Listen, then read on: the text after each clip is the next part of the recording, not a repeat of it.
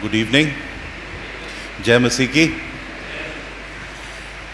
I have been told that I can speak in Hindi and English, so I'll manage both. मैं दोनों में कोशिश करूँगा बोलने की, और मेरे लिए ये एक बहुत बड़े प्रिविलेज की बात है कि इस चर्च में मैं आपके साथ में दोबारा वापस आया। जब मैं पिछली बार इस चर्च में था, when I was here the last time, I was slimmer by a few kilos and I had more hair. मेरे थोड़ा वज़न मेरा कम हुआ करता था तब, और मेरे सिर पे बाल ज़्यादा हुआ करते थे. But nevertheless, it is always a privilege to come back to Orissa, and always a privilege to preach God's word. God knows I am not worthy. प्रभु जानता है मैं इस लायक नहीं हूँ, लेकिन उसका अनुग्रह है तो और ताकत देता है कि उसका वचन मुझ जैसा मनुष्य भी प्रचार कर सकता है. Now, shall we close our eyes and look to the Lord in prayer? Lord, our Heavenly Father, we want to thank you for this time. We want to welcome you in our midst, O Lord. आपका स्वागत करना चाहते हैं प्रभु जी. आप हमारे बीच में अपने वायदे के अनुसार और हमसे बोलें और बातचीत करें प्रभु जी, हमारी ज़रूरतों के अनुसार. Speak to us according to our needs, O Lord, for you know us like nobody else. We give you glory. May your name be lifted up. For you said, when I am lifted up, I will draw all people to me. In Jesus' name we pray. Amen. Now, the theme for the seminar that is happening over here is from Jeremiah 29. And I'm going to read Jeremiah 29 from verse 1 till about verse 14, first in English and then hopefully in Hindi. This is my Bible. I'm not carrying a whole Bible with me. ये carry करना easy जाता है. So I'm going to read from here. This is the text of the letter that the prophet Jeremiah sent from Jerusalem to the surviving elders among the exiles and to the priests, the prophets, and all the people Nebuchadnezzar had carried into exile from Jerusalem to Babylon. This was after King Jehoiakim and the queen mother, the court officials, and the leaders of Judah and Jerusalem, the skilled workers and the artisans, had gone into exile from Jerusalem. He entrusted the letter to Ilsa, son of Shaphan, and to Gemariah, son of Hilkiah, whom Zedekiah, king of Judah, sent to King Nebuchadnezzar in Babylon. It said, "This is what the Lord Almighty, the God of Israel, says to all those I carried into exile from Jerusalem to Babylon. Build houses and settle down. Plant gardens and eat what they produce. Marry and have sons and daughters. Find wives for your sons and give your daughters in marriage, so that they too may have sons and daughters. Increase in number there, do not decrease. Also seek the peace and prosperity of the city to which I have carried you into exile. Pray to the Lord for it, because if it prospers, you too will prosper. Yes, this is what the Lord Almighty, the God of Israel, says.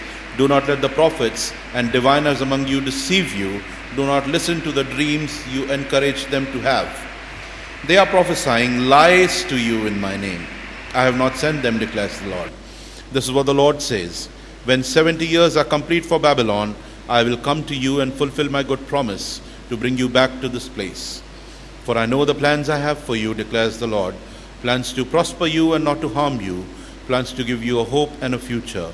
Then you will call on me and come and pray to me, and I will listen to you. You will seek me and find me when you seek me with all your heart. I will be found by you, declares the Lord, and I will bring you back from captivity. I will gather you from all the nations and places where I have banished you, declares the Lord, and I will bring you back to the place from which I carried you into exile. Let me read for you in Hindi as well. I'll read from verse 4.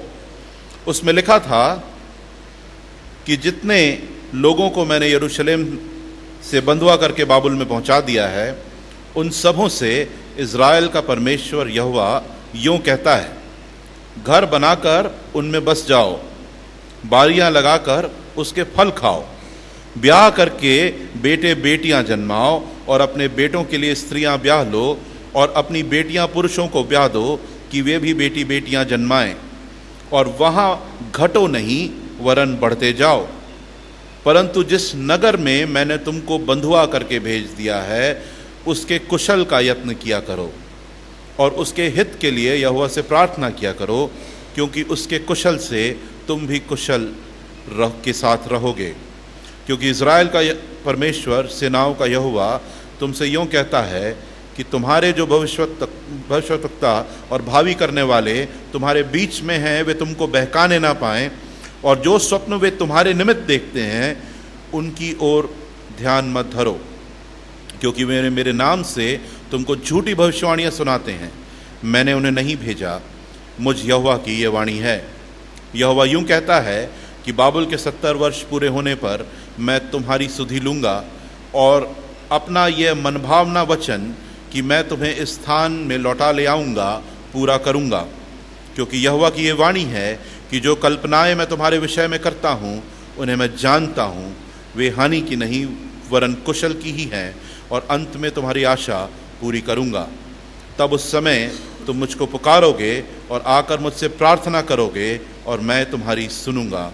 तुम मुझे ढूंढोगे और पाओगे भी, क्योंकि तुम अपने संपूर्ण मन से मेरे पास आओगे। मैं तुम्हें मिलूंगा, यहोवा की ये वाणी है, और बंधुआई से लौटा ले आऊँगा। This is the word of the Lord. Now what we read over here is basically, उसका बैकग्राउंड ये है, यहूदियों को एग्जाइल में भेज दिया गया था। The Jews were carried off by Nebuchadnezzar into exile, and a certain category of Jews were carried off by Nebuchadnezzar into exile. The category is given to you and me in verse 2.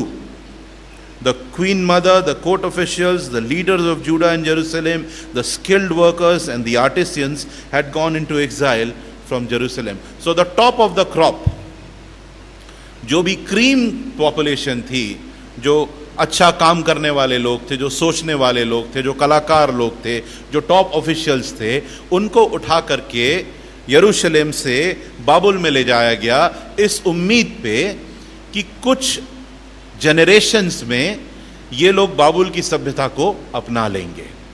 कुछ generation में ये इस तरह से उस जगह पे रम जाएंगे कि ये भूल जाएंगे कि ये लोग कौन है, and ultimately they will take on a new identity.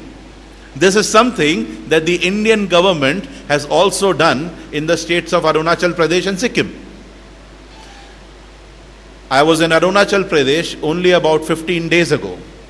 And over there, I heard from my Arunachali brothers, वहाँ पे मैंने अपने अरुणाचली भाई लोगों से पूछा और मुझे पता चला कि 1960 तक उनको पता नहीं था कि वो भारतीय हैं. Till 1960s, they did not know that they were Indians. They always thought they were Chinese. It was later on that they came to know they were Indians, and the government of India formulated a very clear policy over there of developing everything in the Hindi language. So today, Arunachal is the only state in the northeast that speaks Hindi. आज की date में अरुणाचल ही अपने आप में एक ऐसा state है पूरे नॉर्थ ईस्ट में जो कि हिंदी बोलता है. वहाँ के लोग काफ़ी हद तक हिंदी भाषी हो चुके हैं और हिंदी भाषी होने के साथ साथ काफ़ी हद तक हिंदुआइज्ड हो चुके हैं, है ना. और वैसी ही कोशिश जो है वो यहाँ पे नबूकदनेस्सर राजा के द्वारा की जा रही थी. यहूदियों की सबसे टॉप क्रॉप को पकड़ के, ज्यूस के सबसे टॉप लोगों को पकड़ करके बाबुल में बसाओ, ताकि धीरे धीरे जैसे जनरेशंस बीती जा रही हैं, they take on a new identity and cultural and social assimilation वहां पर हो जाए. दैट वाज द मंशा, that was the desire. But the desire was not very successful because these Jews were not mixing. They resisted the efforts and they knew what the king Nebuchadnezzar was trying to do. But they wanted to maintain a separate identity for themselves because they are the people of the Lord. Ultimately वो भूले नहीं, और इसीलिए शहर के अंदर ना जाकर के, हिस्टोरिकली अगर हिस्ट्री को देखें तो ये लोग शहर के बाहर जी रहे थे. और ऐसी परिस्थिति में यिर्मयाह का ये पत्र इनके पास पहुंचता है. In this condition, the letter from Jeremiah comes to them and the letter says, this is what the Lord Almighty, the God of Israel, says to all those that I carried into exile from Jerusalem to Babylon. Now मैंने जब ये passage को पढ़ा पहली बार तो बहुत अजीब तरीके से मुझे कुछ स्ट्राइक किया. The Lord says in verse 4 and then in verse 7 and then in verse 11, I have carried you into exile from Jerusalem to Babylon. But it was not the Lord who carried, ना Nebuchadnezzar ने carry किया, जैसा कि हमको उसके पहले की कुछ वर्सेस में पता चलता है. So did Nebuchadnezzar carry these people into exile? Or the Lord carried them into exile? I believe the word of God has an important teaching for us over here. And that is that the Lord controls everything. The kingdoms of this world, the social movements of this world, everything is controlled by the Lord. The social forces of this world, everything is controlled by the Lord. वचन में, यिर्मयाह की पुस्तक में again and again Jeremiah refers to Nebuchadnezzar as when the Lord is saying, my servant Nebuchadnezzar, my servant Nebuchadnezzar. कई बार हमारे आसपास की परिस्थितियां हमको विषम लग सकती हैं. कई बार हमारे आसपास की परिस्थितियां हमको ऐसी लग सकती हैं कि इसमें परमेश्वर का कहीं कोई हाथ नहीं है, लेकिन हर जगह से परमेश्वर उसको इंजीनियर कर रहे होते हैं, हर जगह से परमेश्वर उसको कॉज कर रहे होते हैं. और नेबुकदनेस्सर का यहूदियों को एग्जाइल में लेकर के जाना अपने आप में अनहोनी घटना नहीं थी. It was all planned by the Lord, because the Lord says again and again, I carried you into exile. मैं तुमको बंधुआई में लेकर के गया, मैंने नेबुकदनेस्सर का इस्तेमाल किया है ताकि तुम बंधुआई में या एग्जाइल में जाओ. 2014 में भारत देश में बहुत खलबली मच गई थी. मई 16, 2014, है ना, एक के बाद एक. मैं तब व्हाट्सएप इस्तेमाल किया करता था, अब बहुत कम करता हूं. तो व्हाट्सएप मैसेजेस पे मैसेजेस आते जा रहे थे, अब हमारा क्या होगा, है ना. हम सब समझते हैं कि मैं किसके बारे में बात कर रहा हूं. मैं हमारे देश के प्रधानमंत्री के बारे में बात कर रहा हूं. और अब वही चीज मुझको पिछले हफ्ते रिपीट होती दिखाई जी, जब योगी आदित्यनाथ को यूपी का चीफ मिनिस्टर बना दिया गया. हमारी करंट परिस्थितियों में हमको इस बात को कभी भी नहीं भूलना चाहिए कि अल्टीमेटली इन सब के ऊपर प्रभु परमेश्वर है और वो सब चीजों पर राज करता है और वो अनुमति देता है इनको. और सब कोई, चाहे कोई कितना भी बड़ा हो जाए, वो परमेश्वर का सेवक ही है जिसका परमेश्वर इस्तेमाल करता है अपने लोगों की भलाई के लिए. तो अगर उसने भारत की कलीसिया के ऊपर, भारत के लोगों के ऊपर ऐसे कुछ लोगों को हावी होने दिया है, ऐसे कुछ लोगों को राज दिया है, तो उसके पीछे कोई ना कोई कारण जरूर होगा. और इसीलिए हमको उम्मीद कभी नहीं छोड़नी चाहिए, क्योंकि प्रभु परमेश्वर की योजनाएं, हम आगे को पढ़ेंगे, हमारे लिए भले की योजनाएं हैं. So the Lord says, I carried you into exile, I carried you into exile. लेकिन यहूदियों को का एग्जाइल में होना और आज की डेट में हमारा इस दुनिया में होना लगभग एक जैसा ही है. The Jews were in exile and according to the Bible all Christians are in exile. All Christians are in exile. The word exile does not exactly translate into बंधुआई. हिंदी में जिसका हमने ट्रांसलेट किया है उसको बंधुआई ट्रांसलेट किया है. ओरिजिनल शब्द एग्जाइल बंधुआई में ट्रांसलेट नहीं होता है. ओरिजिनल शब्द अगर आप देखेंगे, उसको अगर आप ट्रांसलेट करेंगे, it translates into something like resident alien. यहां रहने वाले लेकिन यहां के नहीं, रेजिडेंट एलियन. आप अमेरिका जाएंगे और अगर आप वहां पर रह करके काम करेंगे और आपके पास में ग्रीन कार्ड नहीं है, आपके पास में वहां का सिटीजनशिप नहीं है, तो you will be a resident alien.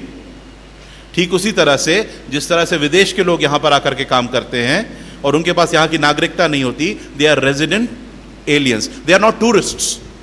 Tourist और रेजिडेंट एलियन में फर्क होता है. A tourist can come, visit some places, enjoy himself and then go back, but a resident alien is invested in the land that he lives in, and that is the sense of the Bible. बार बार वचन हमको बताता है कि हम exiles हैं, है ना. याकूब 1:1, James 1:1, 1 Peter 1 verse 1, you can look at these references when you go back home. It talks to us as if we are people in exile. Christians are people in exile. Christians are resident aliens. Christians are also living like the Jews were living in Babylon. वो हमारा घर नहीं है, लेकिन हम वहां पे रह रहे हैं. और उसके बारे में परमेश्वर क्या कहता है? This is what the Lord Almighty, the God of Israel, says to all those I carried into exile from Jerusalem to Babylon. Build houses and settle down. Plant gardens and eat what they produce. Marry and have sons and daughters. Find wives for your sons and give your daughters in marriage, so that they too may have sons and daughters. Increase in number there and do not decrease. God is saying, be invested in the land where I have carried you. प्रभु कह रहा है, जिस जगह पे मैंने आपको रखा है उस जगह से प्रेम करो. जिस जगह पे मैंने आपको रखा है उस जगह पे फलते फूलते जाओ. जिस जगह पे मैंने आपको रखा है, गेट से बाहर मत बैठिए, अंदर आइए और वहां पे व्यापार करिए, अपने लिए घर बनाइए, वहां पे अपने बच्चे बच्चियों की शादी करिए और एक भरपूर जिंदगी उस जगह पे आप जिए. The Lord has kept us over here in the world as exiles, and the Lord says, be invested in the context where I have planted you. This is what he was saying to the Jews. This is what he's saying to us. अगर ये word exile का modern translation अगर मैं करूं, the only person who comes to my mind would be like an ambassador. Would be an ambassador. एक ambassador कौन होता है? He belongs to a different country, but he stays in a different country. And a good ambassador is always expected to know the language. एक ambassador जहाँ पे होगा उसको उसकी भाषा का पता होना ज़रूरी है. करीब 2 महीने पहले मुझको और मेरे साथ में डॉक्टर जॉन दयाल काम करते हैं, हम दोनों को अमेरिकन एम्बेसी में मीटिंग के लिए बुलाया गया था. And the ambassador who greeted us over there, of course he's an Indian, but he knows Hindi, Richard Verma. So we were fortunate to meet him and his officials, and most of them knew Hindi. So a good ambassador is supposed to know the language and the customs of the place where he is living in. A good ambassador is also supposed to immerse himself in the social and cultural life of the place where he is living in.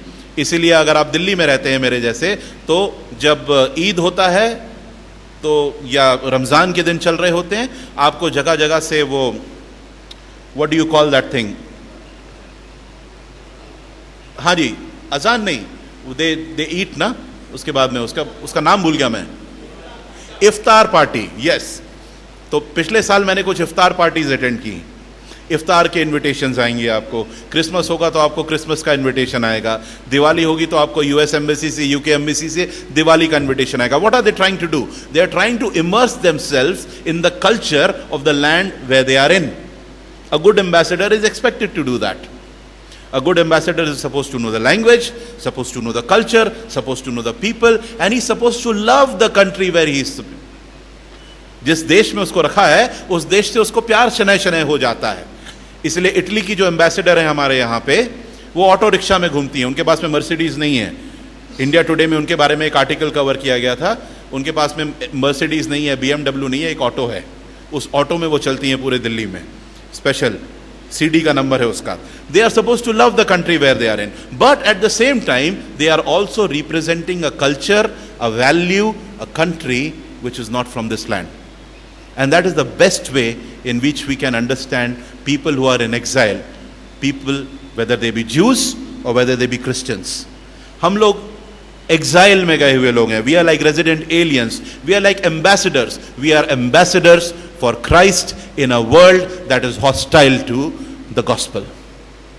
That is the best way in which I can explain it. And the Lord says, यहाँ पे फलिए और फूलिए, यहाँ पे रहिए, यहाँ पे तरक्की कीजिए, इस जगह पे इन्वेस्ट कीजिए, यहाँ के लोगों के साथ घुलिए मिलिए, अलग मत समझिए अपने आप को. Ultimately Babylon would be judged. The Bible tells us, ultimately the Lord says, मैं Babylon को जज करूंगा, नेबुकदनेस्सर को जज करूंगा. And ultimately I will bring you back to where you should be, But till the time you are there, you live a full life representing me. This is the message to us. Till the time we are on this earth, जब तक हम इस धरती पर हैं, एक भरपूर जिंदगी जिए प्रभु यीशु मसीह का प्रतिनिधित्व करते हुए, अपने जीवन से उसके संदेश का प्रचार करते हुए, ये जानते हुए कि उसने किसी कारणवश हमको यहां पर रखा है। हम में से कई लोग इतने स्वर्गीय हो जाते हैं कि प्रभु उठा ले तो अच्छा है ना, हमारा दुनिया से कोई कनेक्शन नहीं रहता। लेकिन प्रभु कहता है invest yourself where I have kept you. Now Nebuchadnezzar carried these people into exile, and the Lord says, I have carried them. प्रभु कहता है मैंने कैरी किया है। In this, जैसा कि हम पहले देख चुके हैं, the Lord is in control of social forces which we sometimes do not see.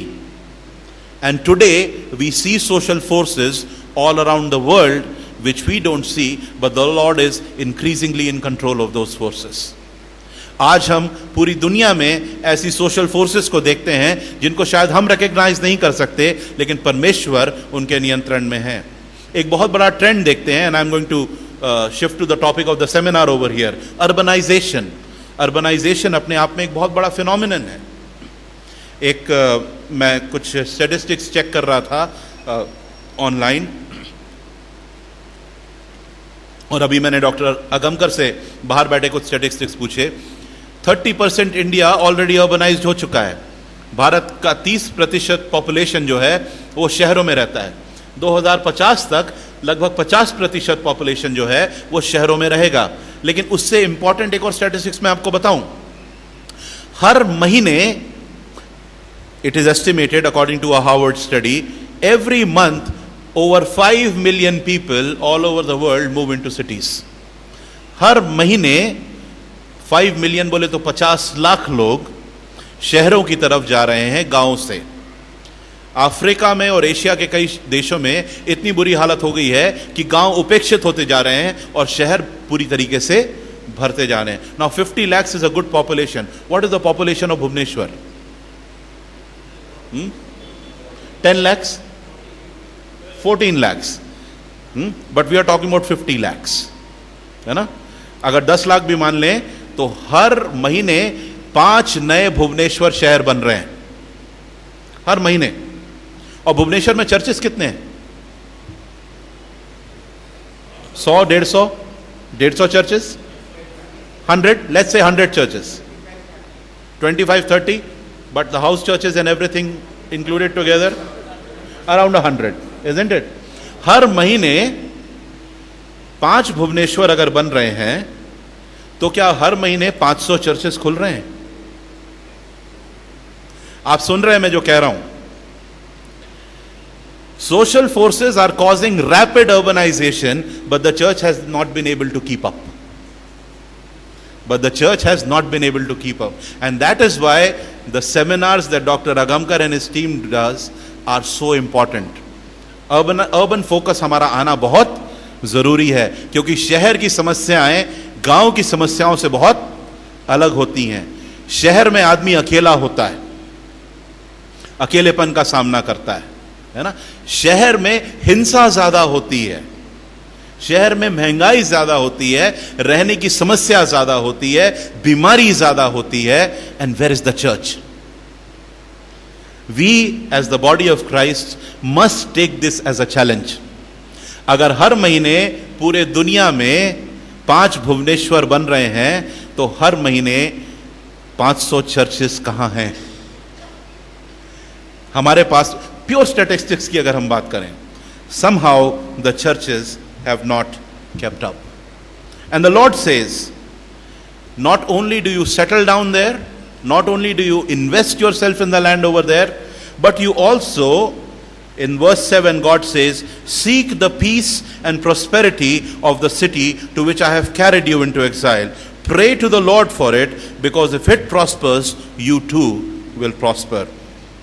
इस पे थोड़ा सा समय मैं बिताना चाहूंगा।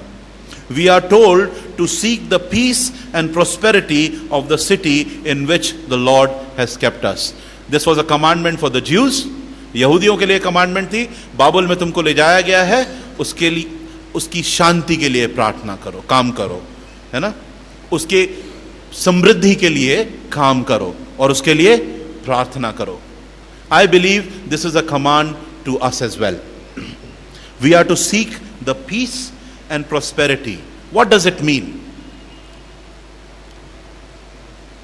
What does it mean to seek the peace and prosperity of the city? Number one, I believe it means involvement. I believe it means involvement. है ना? आज हम अपने देश में एक ऐसे कॉन्टेक्स्ट में जी रहे हैं जिसमें मसीही सेवा को और मसीहियों को मार्जिनलाइज किया जा रहा है. हमको बोला जा रहा है हमको आपकी सेवा की आवश्यकता नहीं है. अभी कंपैशन इंटरनेशनल बंद हो गया, आपको मालूम है इसके बारे में? 145,000 चिल्ड्रन, 1,45,000 बच्चों का भविष्य जो है वो एकदम अंधकार में चला गया. And I was watching an interview of Rakesh Sinha of the RSS. Rakesh Sinha JNU में प्रोफेसर हैं, डिबेट्स में कई बार टीवी चैनल्स पे मैं भिड़ता रहता हूं उनसे. उनका मैं इंटरव्यू देख रहा था टीवी पे. राकेश सिन्हा कहते हैं हमको कंपैशन की कोई जरूरत नहीं है. We don't need Christian missionaries, we can take care of our own. These were the exact words. हमको आपकी सेवा नहीं चाहिए, हम अपने लोगों की देखरेख खुद कर सकते हैं.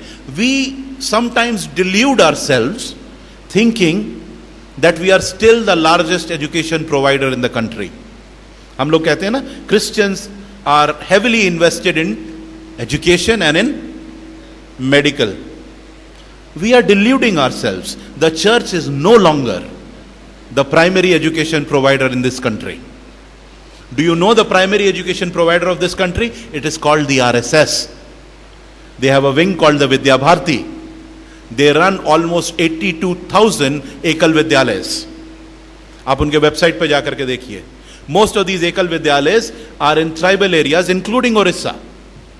They are one teacher schools जिनका एक ही काम होता है बच्चों के दिमाग को RSS के indoctrination से भरना. खैर, I'm not going to go over there. But we have to be involved.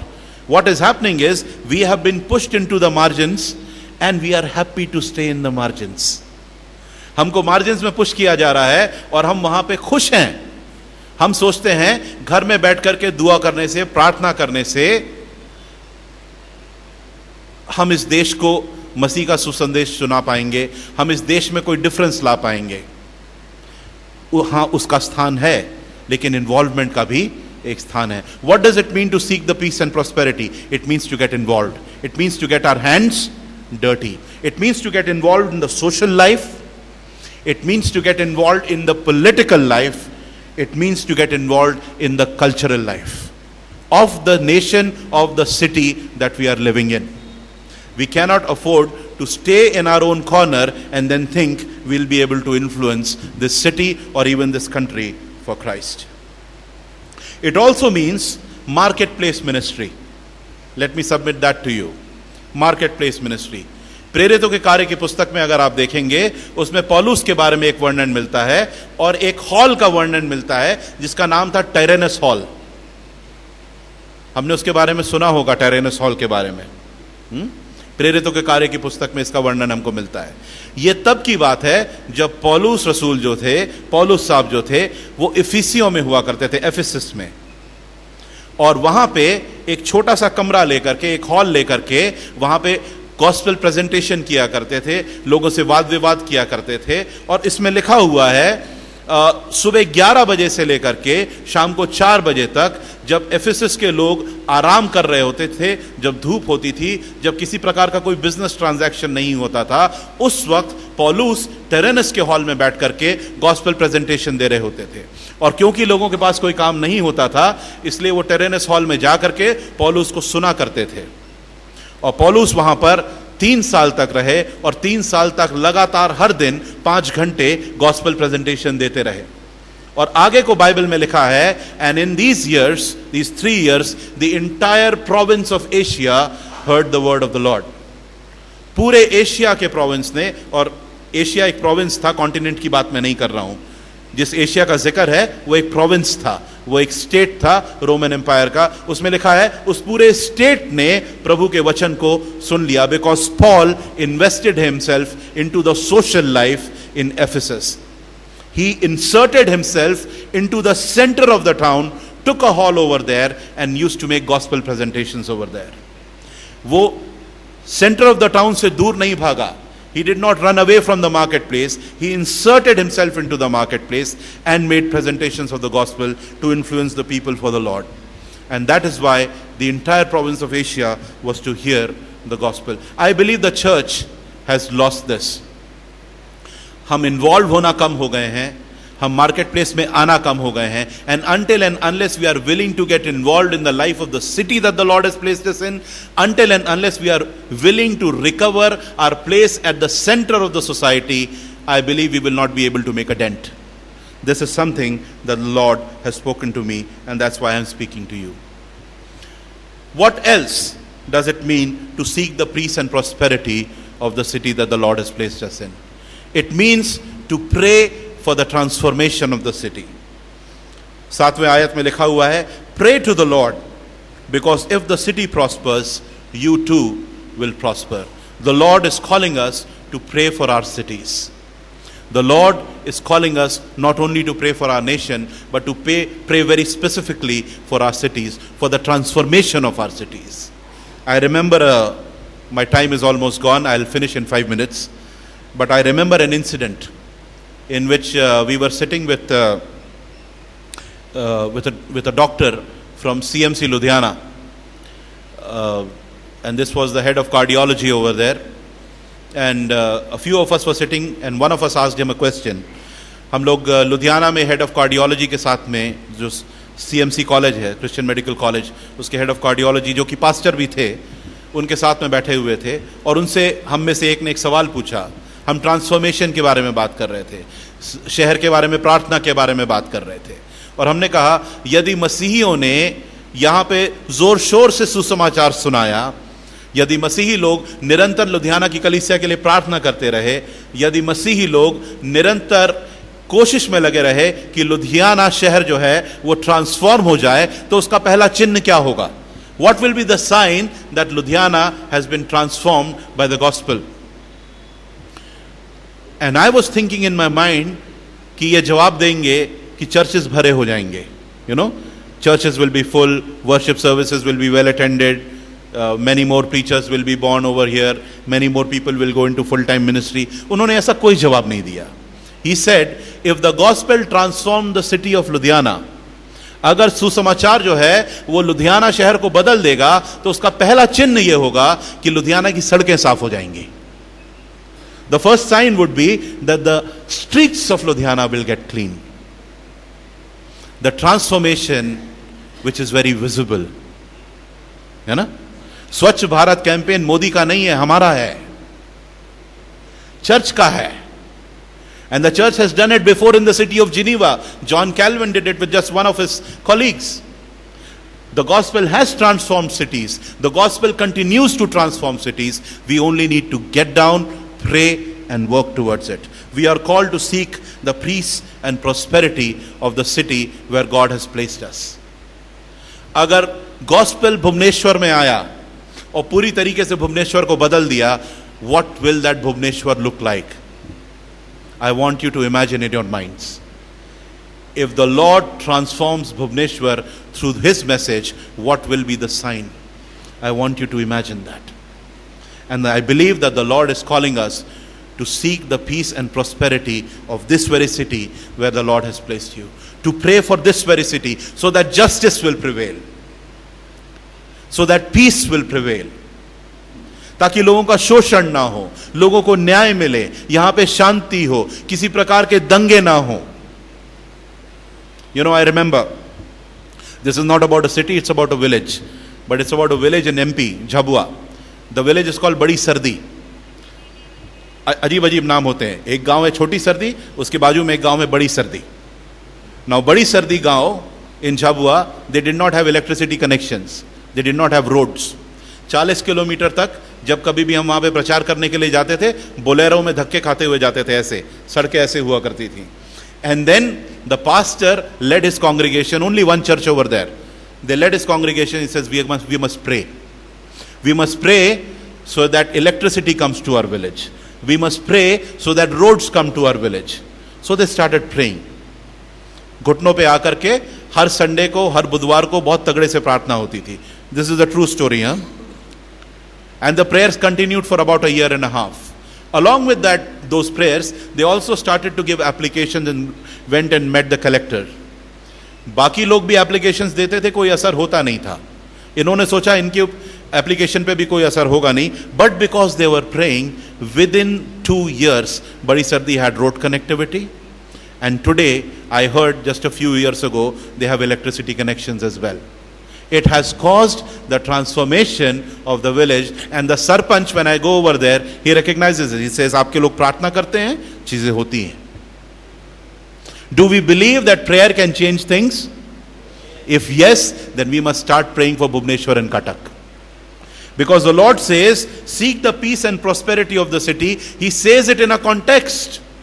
And the context is, I know the plans I have for you. And the plan is to give you a hope and a future. Wherever the Lord is, there is hope. We are people of hope. There is a story that I love. I'm going to tell you the story.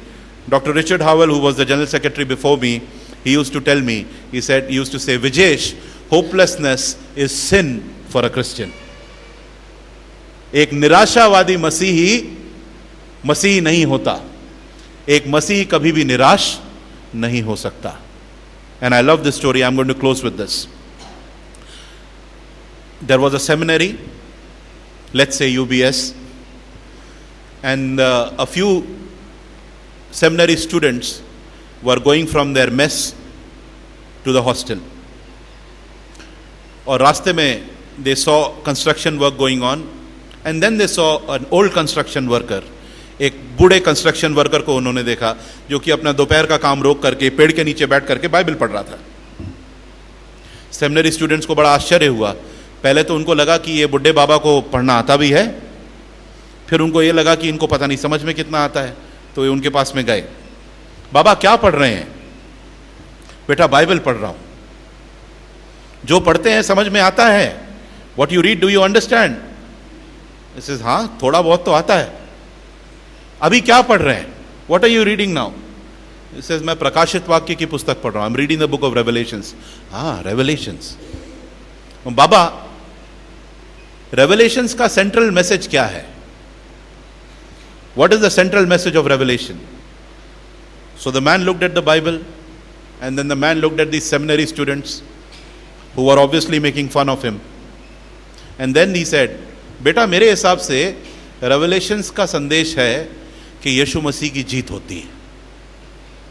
The central message of Revelation is that Jesus wins. And that's it, isn't it? That's the message of Revelations. Jesus wins. And that is why we are people of hope, because no matter what our circumstances, Jesus always wins. And we know how the story will end. And that's why with hope we can pray.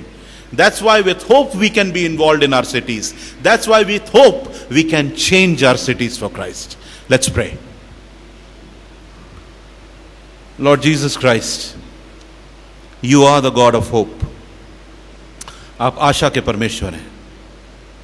हमारी प्रार्थना यह है प्रभु जी कि आप हमको अपनी समानता में बदलते रहेंगे. That you would cause us to be transformed into your likeness.